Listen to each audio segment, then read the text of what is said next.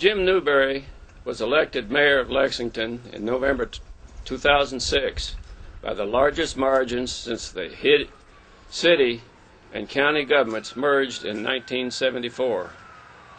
Although this is his first election position, Newberry is not new to public service, having served as an elective officer in the office of Lieutenant Governor Burton Jones, focusing on agriculture, economic development, and health care issues.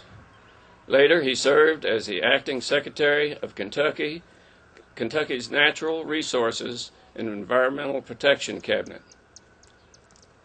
In 1990, Newberry co-founded Newberry, Hardgrove, and Rambacure, where he practiced law until 1998, when he joined Wyatt, Tarrant, and Combs. Newberry received both his undergraduate and law school education at the University of Kentucky. He has served on numerous volunteer boards as a deacon chair at Calvary Baptist Church. Newberry and his wife, Cheryl Ann, have two sons, Drew and Will. Please join me in welcoming our featured speaker, Mayor Jim Newberry. Thank you.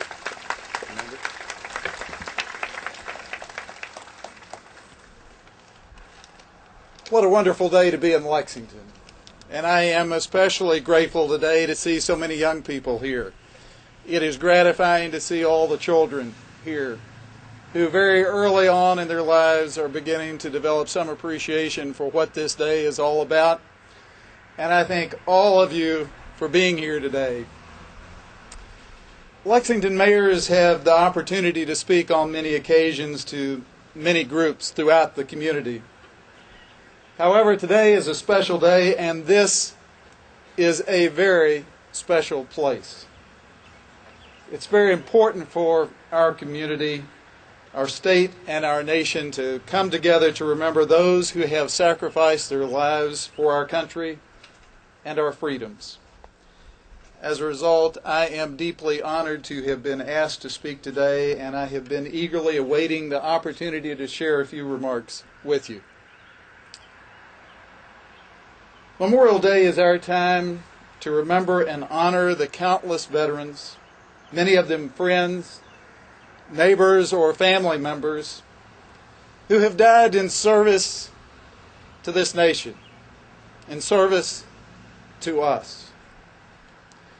It's been said that a person can show no greater love than to give his life for a friend, a country, or a cause. And in fact, we would all have to agree that sacrificing life on behalf of others is the ultimate selfless act.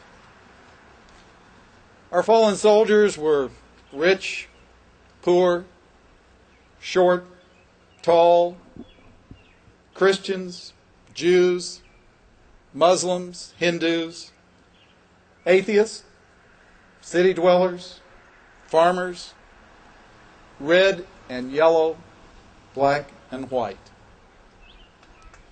In short, they were ordinary Americans. But they all had one extraordinary trait in common. They loved this country and its principles enough to put themselves in harm's way so that we could enjoy the freedoms and privileges of being Americans. They did their duty. And they paid a heavy price, the ultimate price, for the freedoms we enjoy today. Today is also an appropriate time to remember our veterans, those who sacrificed a period of their life to serve our country in the military service to protect our freedoms. And today is a most appropriate time to remember our soldiers, sailors, airmen, and Marines who are in harm's way at this very hour in places like Iraq and Afghanistan. They face hardships every day, and we must support them and their families while they are abroad. Just as importantly, we must support them when they return home with quality health care and educational benefits.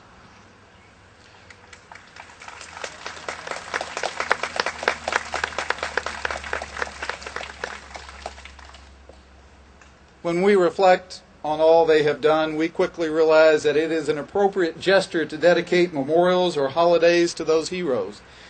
But to pay real tribute to the sacrifices these heroes have made, we must do more than show up once a year. You see, the souls represented by these white tombstones died because they believed in something bigger than themselves. They believed in America, and they believed in American values. And as a result, they left us a remarkable legacy of freedoms and liberties that we all too often take for granted. Their legacy includes the liberty to say what we want, travel where we want, believe what we want, and gather where we want with whomever we want. Their legacy includes a system of justice that treats us all fairly under the law. Their legacy is a constitutional guarantee of equal protection and equal status for us all. Their legacy is a legacy of liberty, justice, and equality. It is the legacy of men and women who have died to defend our freedom, and it is a legacy which we must constantly be prepared to defend. However, their legacy, which is now our legacy, is unfinished. As great as it may be, there is much more work to be done. The American dream has come a long way since 1776, but we would all agree that it is only a work in process. Each generation of Americans shapes that dream a bit, and we all work towards making this country a more perfect union. But I sure hope we haven't gotten to the point where any of us would say that the American dream is complete. So the legacy of those who died, the commitment to American values of liberty, justice, and equality lives on from generation to generation. Our 16th president, Abraham Lincoln, talked about this legacy in the Gettysburg Address. Yes, I know we've all heard it before countless times, but if you're like me, you never grow tired of President Lincoln's timeless eloquence. I think his words speak to us this day just as forcefully as they might have spoken to us when they were first delivered in November 1863. After acknowledging that this country was founded on the proposition that all men are created equal, Lincoln noted that it was fitting and proper for the living together to memorialize that battlefield and the sacrifice of those who fought there. But he then went on to issue a challenge to those who lived. Allow me to read a portion of the last paragraph of Lincoln's speech and consider how these words speak to Americans on Memorial Day 2008. The world will little note nor long remember what we say here, but it can never forget what they did here. It is for us, the living, rather, to be dedicated here to the unfinished work which they who fought here have thus far so nobly advanced. It is rather for us to be here dedicated to the great task remaining before us, that from these honored dead we take increased devotion to that cause for which they here gave the last full measure of devotion. That we here highly resolve that these dead shall not have died in vain, that this nation under God shall have a new birth of freedom, and that government of the people, by the people, for the people, shall not perish from the earth. Mr. Lincoln wanted those who gathered in November 1863 to carry on the legacy of those who fought and died at Gettysburg. He wanted the living to carry on the unfinished work of the dead by completing the work of preserving the Union. They did. Today, I submit, we have a similar but different task. Fortunately, we do not have to preserve the Union.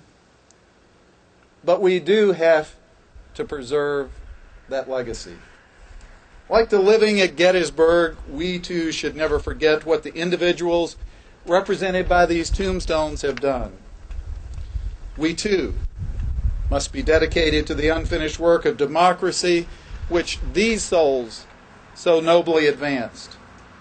We too must be dedicated to the great task remaining before us of preserving liberty, equality, and justice, and we too must take increased devotion to that cause for which these souls gave the last full measure of devotion, so that this nation may have a new birth of freedom.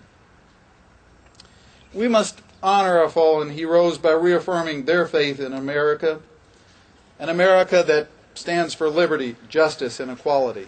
That reaffirmation means that we must not only defend these freedoms and values, but we must also cherish and exercise the American dream.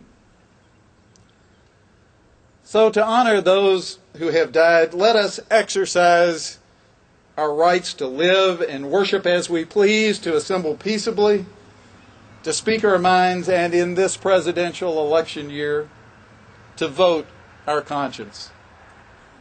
Let us as a community, state, and nation work to ensure that not only we enjoy these freedoms, but that the right to liberty, justice, and equality are made available to all of our fellow citizens.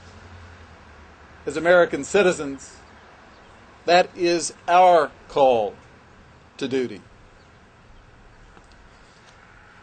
We will never be able to repay the people who have given their lives for this country, but we